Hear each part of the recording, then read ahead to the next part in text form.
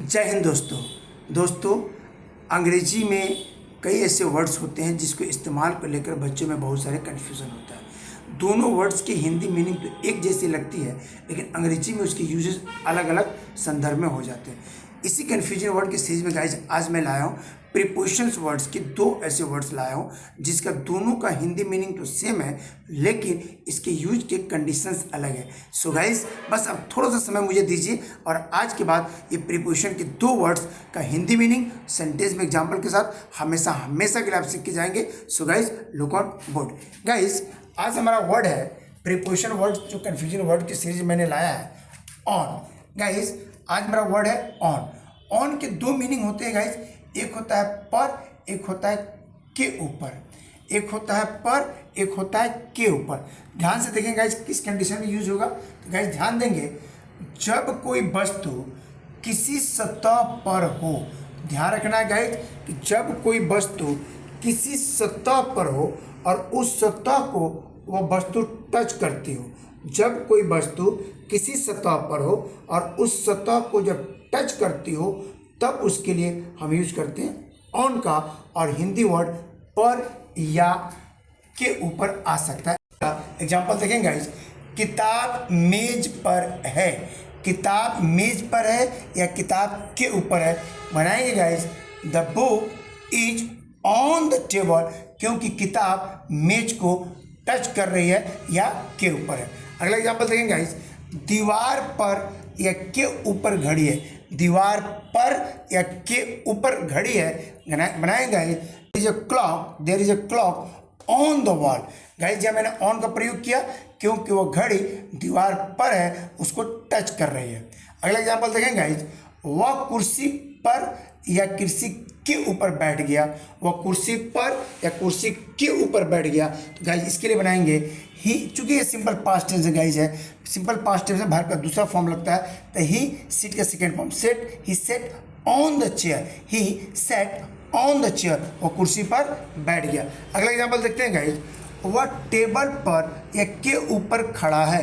Guys मैंने कहा वो टेबल पर या के ऊपर खड़ा है, तो टेबल पर या के ऊपर खड़ा है मीन्स वह व्यक्ति टेबल को टच कर रहा है। तो हमने कहा he stands on the table. He stands on the table.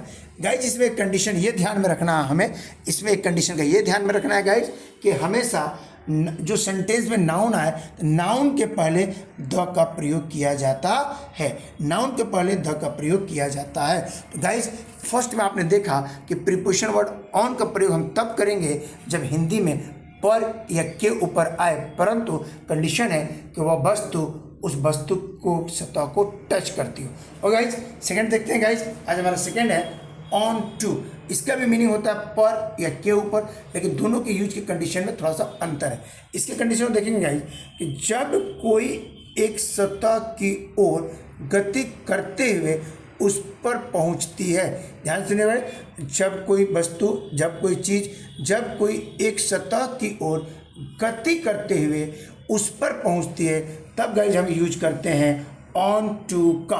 On to का एग्जाम्पल देखते हैं गाइज, बिल्ली मेज पर कूद गई या बिल्ली मेज के ऊपर कूद गई। तो बिल्ली जब भी आएगी तो बिल्ली में कूदने में एक गति है, एक मोशन है, और वह वस्तु की ओर जा रही है। जब कोई एक सतह की ओर जा, वह वस्तु सतह की ओर जा रही है। बनाएंगे गाइज कि द कैट, चूँकि सिंपल पास्ट टेंस है गाइज, तो बनाएंगे the cat jumped onto the table.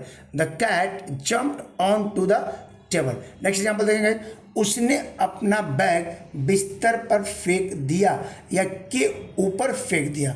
He throw, चूंकि सिंपल पास्ट टेंस है, भार का दूसरा फॉर्म थ्रो का second form throw. He throw his bag onto the bed. He throw his bag onto the bed. Next example देखेंगे guys, किताब जमीन पर गिर गई।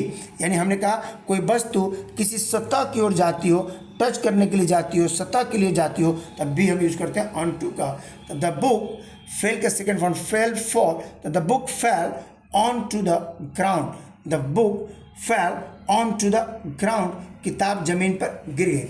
अगला एग्जाम्पल देखेंगे गाइज, बिल्ली सोफे पर कूद गई, बिल्ली सोफे पर कूद गई, या बिल्ली सोफे के ऊपर कूद गई। यानी जो बिल्ली ऑब्जेक्ट है वो सतह की ओर जा रही है, सतह को टच करने जा रही है, तो यूज करेंगे ऑन टू का। Example, the cat jumped onto the sofa, the cat jumped onto the sofa. और इसमें भी कंडीशन ध्यान रखना है गाइज कि नाउन के पहले द का प्रयोग होता है या किया जाता है। सोफा के पहले द, ग्राउंड के पहले द, बेड के पहले द, टेबल के पहले द। ओके गाइज, तो अब यहाँ तक अगर आप आ गए तो ये समझ गए होंगे कि प्रीपोजिशन वर्ड्स दो, ऑन और ऑन टू, दोनों का हिंदी सेम होता है, पर या के ऊपर। ऑन का कंडीशन है कि एक वस्तु दूसरे वस्तु को टच करती हो तब हम ऑन का यूज करते हैं। ऑन टू का ध्यान रखना है गाइज, जब कोई वस्तु सतह की ओर जा रही हो, सतह की ओर गतिमान हो और सतह पर जा रही है, तब हम यूज करेंगे गाइज ऑन टू का। गाइज आई होप कि ये इन्फॉर्मेशन आपको थोड़ी सी इन्फॉर्मेटिव लगी हो। गाइज अगर ये इन्फॉर्मेशन आपको थोड़ी सी भी इन्फॉर्मेटिव लगी हो तो like this video, share this video.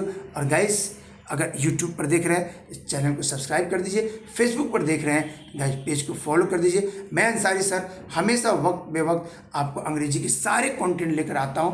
अगर ये वीडियो आपको अच्छी लगी हो तो कमेंट में बताइए गाइज, मैं इसकी अगली सीरीज लेके आऊँगा। Thank you, thanks for watching.